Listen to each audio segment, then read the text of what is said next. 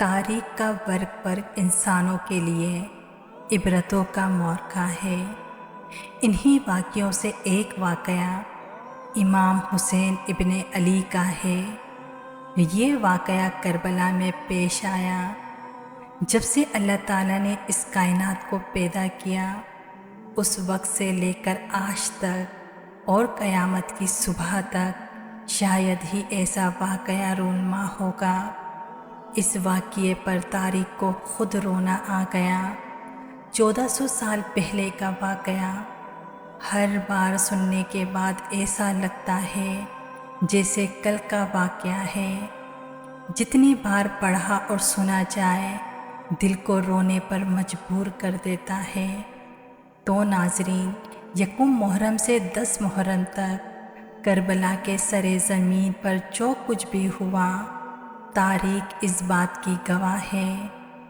امام حسین علیہ السلام کی شہادت کے بعد رسول اللہ کے خاندان کی بیٹیوں کو قید کر لیا گیا، یزید کے دربار میں لایا گیا۔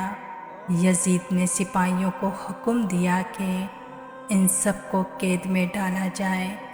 رسول اللہ کی بیٹیاں، نواسیاں غریبوں اور یتیموں کی طرح قید میں رہنے لگیں، اور ان کے ساتھ امام سجاد بھی تھے۔ ان لاوارثوں میں ایک چھوٹی بچی بھی تھی جس کا نام سکینہ بنت حسین تھا۔ وہ اپنے بابا کے سینے پہ سویا کرتی تھی۔ وہ اپنے بابا کو بے پناہ یاد کرتی تھی۔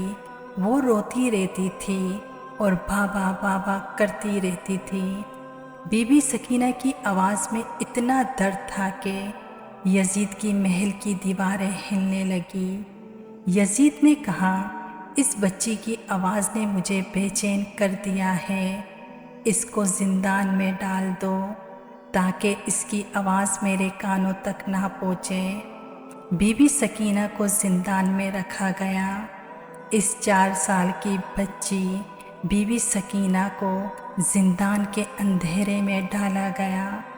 بی بی سکینہ کی بے چین کرنے والی آواز نے یزید کو پھر سے بے چین کر دیا۔